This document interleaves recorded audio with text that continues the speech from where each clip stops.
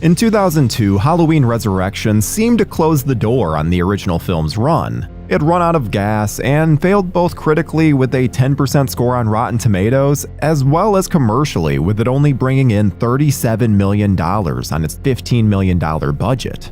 The next year would see Freddy and Jason clash with each other, and Leatherface get the remake treatment from Studio Platinum Dunes. While Freddy and Jason would get their own remakes in 2009 and 2010 respectively, you know you can't keep a good mass villain down for long. So before his two main slasher rivals got their day in the sun, Michael Myers would receive his own remake that came out in 2007. With a drastically different take and a new producer behind the wheel, Halloween would get a chance to do something drastically different than anything we had seen before. Everyone will be entitled to one good scare as we find out what happened to Rob Zombie's Halloween. Afraid you can't go home. Why? Because you've done terrible things.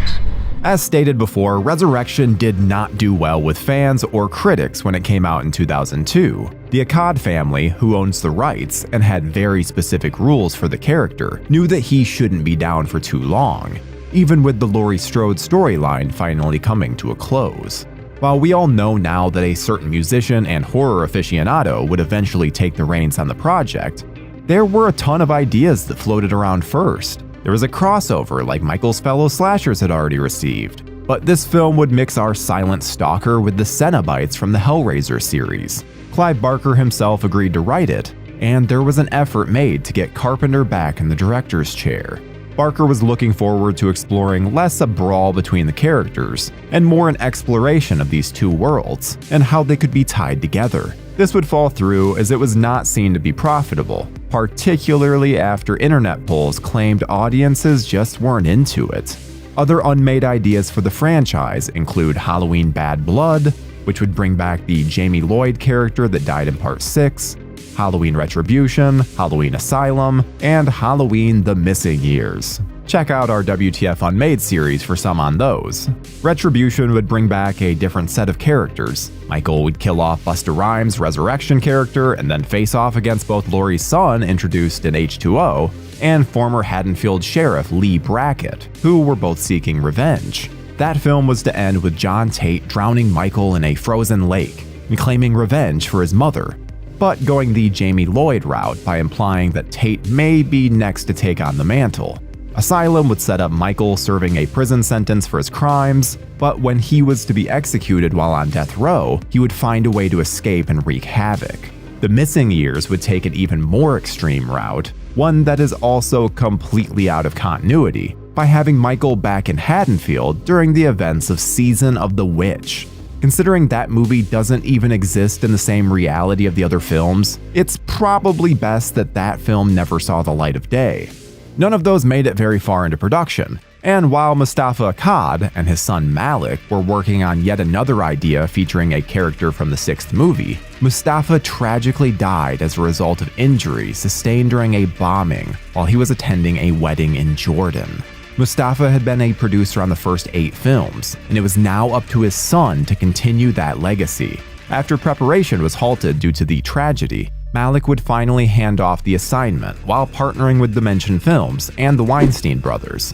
The man chosen to take the reins on remaking one of the most hallowed horror films in history would be musician and writer-director Rob Zombie. Zombie, frontman of band White Zombie and later a solo artist, was always a fan of the horror genre. Hell, his band's name is a callback to the 1932 Bela Lugosi feature of the same name, and many of his music videos contain public domain horror, or are thematically in the horror realm. Zombie isn't a fan of remakes, especially horror, but after the success of his first 2 features, House of a Thousand Corpses and The Devil's Rejects, he was a solid name to give the Halloween franchise to, and decided to opt in. He even went to John Carpenter to let him know out of respect, and was surprised by the outcome. He was told that Carpenter really wasn't involved or interested in the franchise anymore, and that Zombie should make it his own. Filming took place in Pasadena and Los Angeles, the same place that Carpenter used to simulate Haddonfield, Illinois in the original, with a budget of $15 million. The cast was a mix of zombie regulars, horror legends, new faces, and even one returning member of the Halloween franchise. Faces like Bill Moseley, Sid Haig, William Forsythe, Ken Foree, and Sherry Moon Zombie had all worked with the director before. Dee Wallace, who would become a Carpenter regular, Malcolm McDowell, and Brad Dourif would add horror pedigree to their important titles, and two of them would come back to the sequel. The newer faces would be some of the most important roles of all, with Daeg Faerch as a young Michael Myers, and Scout Taylor Compton as Laurie Strode. Compton actually beat out Danielle Panabaker for the role, and Panabaker would go on to take a lead role in the Friday the 13th remake a few years later. Compton was also the only cast member of The Girlfriends who was an actual teenager, just like Jamie Lee Curtis was in the first Halloween. With Compton secured as Laurie Strode and Faerch cast as the young Myers, the two other main driving forces would be played by Malcolm McDowell as a very different interpretation of Dr. Loomis, and Tyler Mane as the most imposing Myers that we would get on film. McDowell, of course, has had a legendary career, but Mane started off as a wrestler for the now-defunct WCW promotion, and was seen on screen as the first ever live-action Sabretooth for the Fox X-Men franchise in 2000. He would work with Zombie again on The Devil's Rejects before coming on board in back-to-back films as this version of the Boogeyman. Laurie's best friend on screen, Annie, would eventually be Compton's best friend in real life and played by Danielle Harris. Harris is that returning franchise actress that we discussed earlier, as she played Michael's niece Jamie in both parts 4 and 5 before the character was killed off in 6, sans Harris playing her. She wasn't sought out to come back and had to audition for the role, but was eager to shed her kid show image that she had pivoted to after Halloween 5.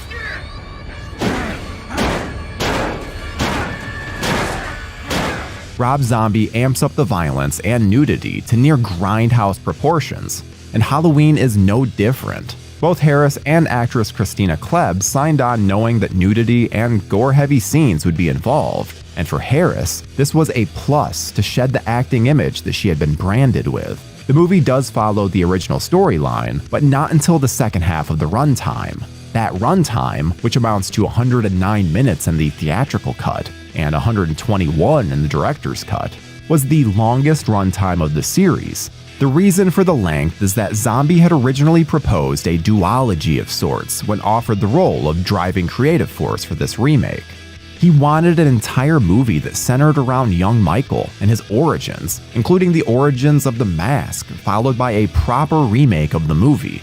Zombie's intention was to truly show how Myers was a psychopath, and the only time that subject had ever been broached were in deleted or alternate scenes from the first two films, and the tie-in novelization of the first movie. While Zombie was turned down for that two-movie deal, he was able to work some of those ideas into the first half of his vision of Halloween, including the first instance of Michael speaking. Die! Before we continue with our video, here's a reminder to click the Store tab on any of our JoBlo channels and browse our collection of the latest and freshest designs in our merch store. Go get you some.